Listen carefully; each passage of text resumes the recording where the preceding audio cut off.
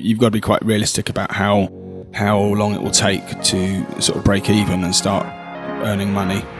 Business of Architecture UK, episode 16. Hello and welcome, Architect Nation. This is the podcast for architects where you'll discover tips, strategies and secrets for running an impactful and profitable design practice. Hello and welcome to the Business of Architecture UK. I'm your host, Ryan Willard, and today I'm continuing on the theme of speaking to architects who have gone beyond the traditional realm of architectural practice and either gone into new emerging fields of design or have invented their entirely new genres of design. So this week I'm speaking with Jason Bruges, who is the founder and director of the Jason Bruges Studio, and his practice occupies an interesting territory in between art installation, architecture and interactive and experience design. Jason originally was trained as an architect and studied at the Bartlett, and then went on to work at Foster's and Partners, and then went on to work at Imagination, where he was working on an experience design. And from there, his innovative practice, which has specialized in doing light installations, interactive installations, was born and has been going for the last 15 plus years or so. And he's exhibited and had works installed in major landmarks across the globe, projects at the V&A, in the Shard here in London, and he really has become one of the world leaders in interactive design. So I hope you enjoy this interview and really get a sense of the possibilities of architects going beyond traditional practice. Welcome to the Business of Architecture, the UK edition. I'm here with Jason Bruges, the founder of the Jason Bruges Studio, which is an internationally renowned for producing innovative installations and interactive lighting spaces, surfaces, and really kind of merging a kind of field between architecture, art and interaction design, and really considered a pioneer for a new generation of design studios and artists and designers, really kind of creating a new genre. And welcome. It's a great privilege to be able to be chatting with you this afternoon. Okay, thank you very much. And I'd just like to start off by asking you, how would you describe your practice? What is it that you do? Well, I think you described it quite eloquently there. We do sit between architecture, art and technology or interaction design. Yeah. And if you draw a Venn diagram of three circles overlapping, we sit in the middle. But in terms of a business, we sit probably between an agency, a design agency, an art studio and an architectural practice. Right. Probably somewhere between the two in terms of how we pitch and how we sell and how we approach people. Sometimes we're commissioned directly to create artworks. Other times we're in a pitch process, so alongside other agencies. And other times we're sort of part of more of a construction, an architectural process. Right. And how did the practice emerge? So it's probably it's a continuation of my master's work at the Bartlett School of Architecture, investigating time-based spaces, interactive spaces, interactive art, how to explore how the public realm, buildings, the environment can basically interact with you, respond to you, tell a story, come to life. And it started really with a series of public art competitions where I was successful. At the time, I was working for a company called Imagination, who was designing experiences, and it became very clear that I was going to have no time to do my normal job. So the studio was born, creating architectural art installations, experiential installations all around the world. And how did you find those first? So the first few clients came out of competitions. How? The first kind of clients that you had came out of competition work. Competitions, yeah. So councils and developers primarily, but quite a lot of publicly based work. So there was a project in Poole Council. There was a project in Havering, London Borough of Havering. Also we had a initial project that started off a collaboration with Catherine Finlay, creating a space in a hotel with her.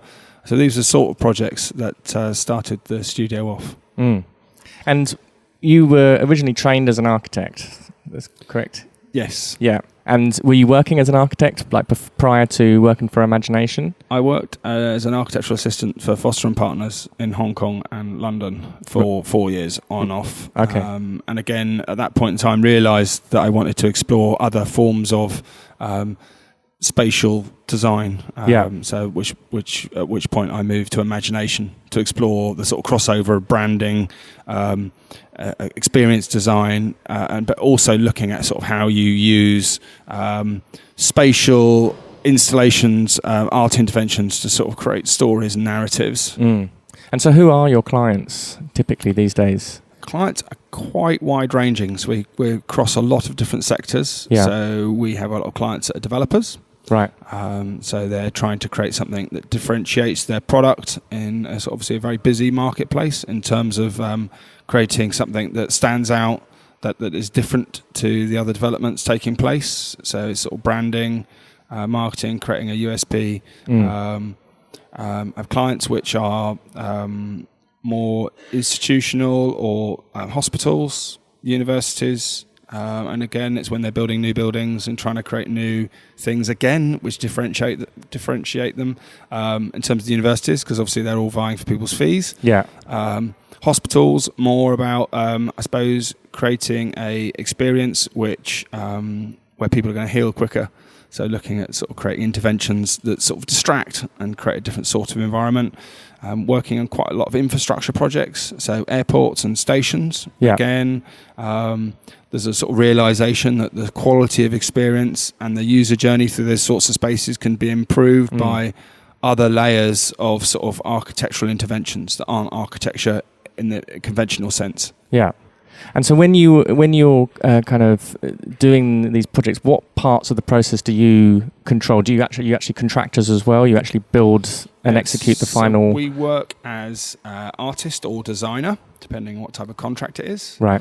And then we're quite and are they often, kind of architectural based contracts that you work on, or do they kind of? We have our own contracts, which we've kind of written that take into account moral rights, IP, the structure of projects, how one would terminate a project, but also investigate how they get staged, because we are quite often design and build contractor for our projects. Yeah. Not always. We'll work with a client to work out what's most efficient and what makes the most sense in terms of delivery of a project. Right.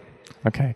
So lots of the models that we see here today, these are the parts of the design the front end design process. Looking around our space here, we have a sort of a design studio, but we also have a lab and workshop where we prototype. So we're testing and building one-to-one prototypes of a lot of our projects. And some of the small ones we might even assemble here, but generally that will get novated across to a subcontractor or another contractor if they're working for the client. Right. Great. And how do you go about finding new work? Is it very much? We're quite lucky. I mean, the phone does ring because it's so unique, kind of. Or is it becoming kind of more of a? There are people in a sort of traditional, conventional art competition, we'll be up against other quite fantastic artists. So we were recently pitching for a design or an artwork to go on a crown of a building in San Francisco, and we were up against James Turrell, and also Oliver Eliasson, and Bruce Munro, and who else? And that was Jim Campbell. So really lovely list of peers to be up against. But that's when you get pigeonholed in a very tight kind of narrow silo of light art. So we get that's in that sort of condition. But other scenarios where it might be a much more wider ranging sort of series of interventions, we might be up against any sort of artists and even some architects that are working more artistically and in the public realm. In different geographies, a lot of those projects are in North America, where they have a sort of quite strong tradition of having art competitions around built environment, and they have percent for art for all projects. Right. So, currently we're shortlisted for quite a few projects across North America. We're building work in Boston for the Harvard Medical Center, the Boston New Children's Hospital there we're working on. We're working on a project in Love Field Airport in Dallas. Yep. And we're about to go live with a project in Toronto, which is an underground station we've been working on with Foster and Partners. Wow. So that gives you an idea of some of the sort of projects that come out of that process. Yeah. And so is this the only office? Have you got offices based internationally? We're working out of London at the moment. Purely out of London. We've had a desk in Glasgow on and off. One of the team members is based there. And we have actually had people on the ground in New York before. Yeah. So I'm quite curious to how you go from, the initial competitions and actually building up a practice with, because obviously, what kind of staff do you have here? You've got it's not just. We have sort of two sort of loose teams. One is a sort of design team, and one is a production team. But having said that, it's a matrix structure, so both those functions overlap. Right. Technical people get involved with the design and brainstorming, and designers look after residual design and delivery with clients and things. So there's no hard cut-off. We have architects, 3D designers, product designers, industrial designers, design engineers, physicists, computer scientists, developers, coders, visualizers. So sort of quite a good mixture. Photographers, jewelers, time-based artists. And how do you meet all these people? Well, there's quite a lot of it is through teaching, networking. So, I've been teaching this last year at the RCA in IDE, Innovation Design Engineering. Got it. That's sort of an interesting mix of people, and I've been inputting on that course, but also helping on everything from textiles, design products, interaction design, interior design, architecture at the RCA, also advising on courses like the new MA at the Bartlett on interaction and performance. Yeah. Central St Martin's helping on narrative design, but also lecturing all around the world, quite a few different universities and colleges. So that your paths cross with a lot of people, and people are kind of interested in what we do. So we get quite a lot of inquiries off the back of that. We also visit, shows to go and see, people that are graduating. Word of mouth is really important.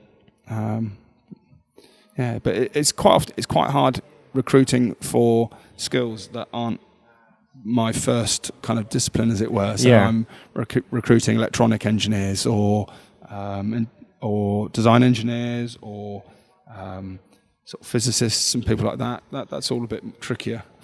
Amazing. And I think this little common thread throughout the team is we've got a lot of people that would probably consider themselves creative technologists. So they sit at that kind of juxtaposition of technology and creativity, and using technology as a sort of quite a strong creative force in what we do. And everyone's got a real sort of, obviously a very passionate team to be able to deliver these kinds of projects. And what would you say have been the sort of the biggest obstacles that you've overcome? And how long has the practice been going for? So we're celebrating our 15th birthday this year. Yep. I think, cash is king. Cash flow, maintaining a steady pipeline of work. There probably are two big obstacles, and going through a downturn and anticipating that. We've been quite lucky, and one thing that's allowed us to mitigate the effects of that sort of thing is having a geographical spread of work. We've now worked in 22 different countries. Yeah. So that spread has meant we were very busy in North America when there was not much happening in London, for example, and vice versa. We're getting now actually very busy in Europe, weirdly, after Brexit. Yeah. Our fees seem to be more affordable. And other obstacles, it's not to be underestimated. We've got 25 full-time members of staff currently. That's probably your busiest thing, is looking after them. Everything from pastoral care, management, guiding, mentoring, reviewing, helping, and building a team where, people want to come to work, they enjoy it, motivating and retaining are all really important things. And any of those things start going wrong, it's a big obstacle to sort of running a kind of fluid, agile, successful kind of art and design practice. And do you have like a kind of a sort of a vision document or like a kind of set of company values that you kind of you cultivate? I've got an ongoing vision, which is sort of very much to do with exploring the idea of how kind of an ephemeral, interactive, living architecture can contribute to public realm well-being, improve spaces. But also to engage and delight people, to create sort of entertainment and put smiles on people's faces at the less serious end of the spectrum. And the means of doing it have sort of pretty much stayed the same, so the sort of sectors and the type of work have remained consistent. So we're probably just expanding. We're the type of projects and the size of projects is changing. I mean, we're probably getting bigger projects. We're getting involved much earlier on. We're getting involved with master planning, looking at sort of much larger infrastructure projects, and the vision.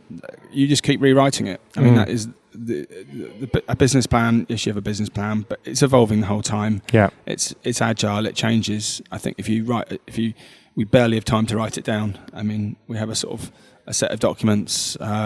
And there's probably 20 iterations of them. In fact, lots and lots of different formats. But if you go and look through them all, they all kind of point in the same direction. Yeah. And how is your company structured? Is it you and a number of partners, or is it? So currently, I'm the founder and owner of the studio, and we have a technical and design director under me who basically help at both ends of the business. So Richard, who's our design director, helps the front end with all the design work and bringing work in and the contracts around the sort of design and the sort of service side of the business. And then Tom is our technical director, and he's very much involved with the sort of production and the technical side of the business. So there's sort of us working as a trio very closely together, and then we have a studio manager. She sort of looks after basically the running of the studio, its environment, and the sort of traffic, essentially, work coming in and out, people going in and out. Yeah, have people got enough work? All right, people doing the right things, all that sort of thing. And what does your role mainly consist of these days? Are you still involved in the kind of the design of stuff? My role is brainstorming, sort of guiding and creatively directing sort of work from quite a high level, looking at the strategy. Evangelizing what we do, going out there, doing a lot of new business is a very big part of my role. Networking, troubleshooting, and one thing I've learned about business is whoever you employ to do whatever, as an owner and founder, you've got to not take your eye off the ball. So that's one of my big learnings, actually. It's probably, so like every week I'll sit in a finance meeting. Yeah. Even though I'm the founder and creative director, and I have to say I understand it and have quite a good grip of what's going on. It's not my forte, but I make it my business to never sort of miss a meeting around some of the sort of drier, but I perhaps sort of less creative bits of the business. But actually, I think it all needs to be joined up, and your strategies need to run through many areas. And what kind of, I like the word you used, like evangelizing your practice. What does that look like in terms of like courting the media, and you have kind of marketing strategies, and you've got quite a unique brand that's lecturing. Okay. We get invited to show work in lots of different places. We did a whole tranche of work for the Great Britain campaign, which is celebrating British creativity and innovation overseas. We created a temporary door which hung at number 10 Downing Street, so it's sort of getting things like that in place, making the most of them. I travelled to Shanghai and around the world off the back of that. I make sure I get to meet sort of heads of government when I'm travelling overseas. Every trip I go on, I'll go and visit other people that are nothing to do with the trip I'm on. So every trip you do, you make sure you go and see 3 other people, 3 new companies, 3 new things. there's always opportunities for new business. You Yeah. know, I was on holiday and was chatting to someone on the beach while I was on holiday a couple of weeks ago, and that might turn into a project. You know, you never know where your next bit of new business is going to come from. Yeah. So you've got to be reactive and agile and interested, and I suppose another huge learning from this whole process is you've got to treat the people you collaborate with, the people you work with, fairly nicely and as you want to be treated, because at the end of the day it's a small world that we operate in, and therefore we've got a lot of ex studio staff who we collaborate with, who've commissioned us or who we're still in touch with. So it's, you know, don't burn any bridges. Yeah. And do you find that you often you're producing staff, very well trained people that end up starting up rival businesses, or kind of? If you're running a good business, that's natural. Yeah. Yeah. And that's one thing to get used to. First time it happens, you're like, I perhaps feel a bit funny about it. Yeah. But then you've got to realise, well, actually, you're giving back. You're setting people up. Good people who want to work for you will want to go and do their own thing at some point. Yeah. Probably. Not always, but and you should support that. And you know, I put work their way when I don't want to. We know it's quite right for us, or we're too busy. Yeah. So you can support a kind of ecosystem. Yeah. And again, there are opportunities to collaborate with all these people. So. And what kind of advice would you give for students of architecture? Because obviously it's quite interesting, you know, in architecture schools, you know, so lots of schools who are perhaps more on the sort of avant-garde, experimental, speculative spectrum of things. You know, students end up testing and experimenting all sorts of interesting, innovative ideas, but perhaps the link of, you know, our education doesn't necessarily... How do you know when it's going to be a good business, or if someone's got a hunch on something? What kind of advice would you give for... One bit of advice, and all the employers around me, including myself, will probably cringe when I say this, but it's quite good to test out ideas on the side while you're doing something else. Yeah. And try them out small, because if you don't have the funds, businesses cost quite a lot to set up. Yeah. And you don't often get income for quite a while. So sometimes you might have to run 2 jobs for a year or 2 or whatever. Yeah. But you've got to be quite realistic about how long it will take to sort of break even and start earning money.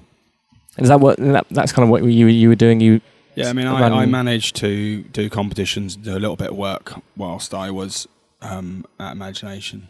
And again, amazing company, still collaborate with them now. So again, you've got to be careful about how you... But you can also build those longer-lasting relationships. Explore relationships with people. Yeah.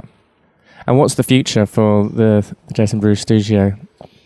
Well, as you touched on earlier, I mean, we're working in multiple places concurrently, and probably will need to think about whether we need to support it out of more than one studio. So there will be a time when we probably got to look at being in different places. And we're doing work which is at a much larger scale. We're getting involved with infrastructure and master planning. Yeah. And that, just by its very nature, people ask me, well, what size do you want to be? But essentially your business, you can right size your business. So it's based on really what projects you're doing. Yeah. So the projects, the team will have to probably grow to support those sorts of projects. And I'm very keen. We do a lot of our work is what's known in research and development first in class. So we're building work systems that haven't been seen ever before. Right. So so like a laboratory of just experimenting ideas. I'd like to build. So the research and development lab is something I'm building up slowly. Yeah.